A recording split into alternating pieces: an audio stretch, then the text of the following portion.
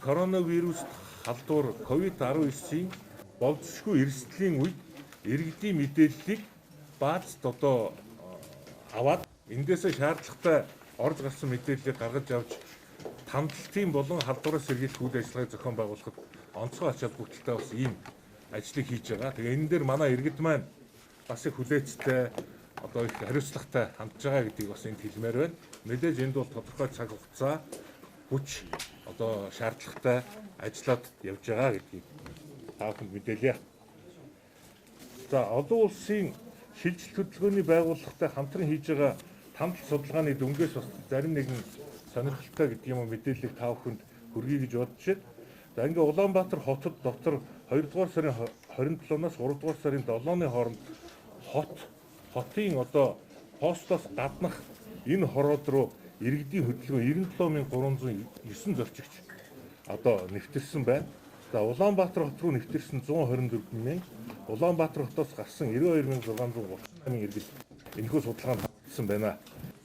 За нийслэлийн онцгой комисс болон нийслэлийн засаг даргын А223 дугаар захирамжийн хүрээнд бол вирусын халдвараас улсын сэргийлэх зорилгоор нийтдээ бид нар өнгөрсөн 13 хоногт 5631 аж ахуйн нэгж байгууллага иргэдийн үйл ажиллагаа явуулж байгаа газруудыг төр зогсоох шийдвэрийн хүрээнд хян шалгалтын байгууллагууд бол хян шалгалт тавьж ажиллалаа. За Улаанбаатар хотод нийтдээ үйл ажиллагаа явуулж байгаа 945 баг, 321 сүм, тэгээ спорт клубүүд, бусад газрууд, амралт аян жуулчны бусад газруудын хувьд ингээд 5631 газар дээр хян шалгалт мэдээлэл хүргэж ажилласан.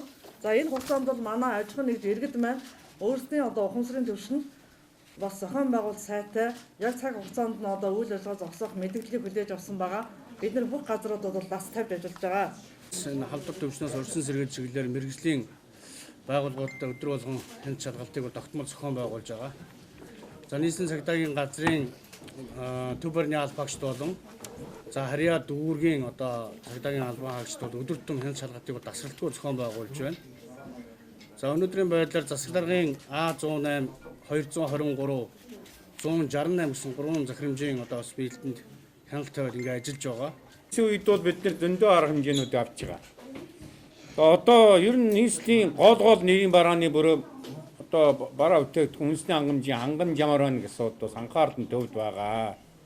За үүний нэг нь бол жилийн хавар болдог нөөцийн маха. 2019 онд нийслэлийн улсын хэмжээнд дэмдээ бараг нийслэлийн хэмжээнд 4,000 тонн мах бэлдсэн. Сүүлдээ мах хавардсан. Үн нэлээд нэмэгдсэн. За энэ жил бид нэр нийслэл хүнс үдэ аж ахуйн хамтран ажиллаад засгийн газраас 20,000 тонн нөөцийн мах бэлдэх ийм даалгавартай. Яг өнөөдрийн байдлаар бид нар 12,000 гаруй тонн махыг яг бэлдсэн. Хөрөөдөөд, савлаад, жижиглээд ингээд 279 дэлгүүрээр худалдан борлуулах ажил бэлэн болсон.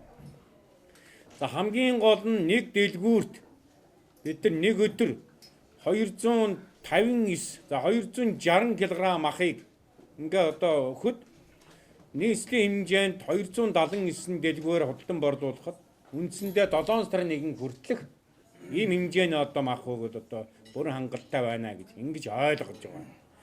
За Улаанбаатар хотод 174 хороотой засаглагын янган шатны. Үүний 147 хорооны 279 дэлгүүр нэг өдөрт нэг хүнсний дэлгүүрт 289 кг-аар мах өгöd байна гэхэд 7 сарын 1 хүртэлх болцоотой байна гэж үзэж байгаа. За өнөөдөр бид нар махыг худалдаанд гарах ажлыг зохион байгуулж эхэлж байна. За хамгийн гол нь коронавирусын энэ халдвартай холбогдуулаад экспорт импортын асуудал хүндрэлтэй байдлаас хамааран 15 мах бэлтгэн нэрж аж ахуйн нэгжүүд махаа ингэж савлаж хийх тусгай зориултын ийм уутууд хэл хоройтой хамгдуулаад жаахан саадсан. Ийм учраас бид нар энэ нөөцөө ашиглаад манай дотоод үйлдвэр ийм галгаар ОП гэдэг компани галгууруудыг хийж байна. За энэ дээр нь ингээд шашигтай 3 байгууллагын нэртэй нөөцийн махтай махны үн бол одоо засгийн газар тогтоосон үнийн дагуу ингээд савлгаанда 2-оос 3 хилээс итэхгүйгээр ингэж нөөцийн махыг одоо бид нэр 279 дэлгүүрүүдээр савлах ажиллагаа одоо зохион байгуулж байна гэж ингэж ойлгох хэрэгтэй гэдгийг та бүхэнд хэлье.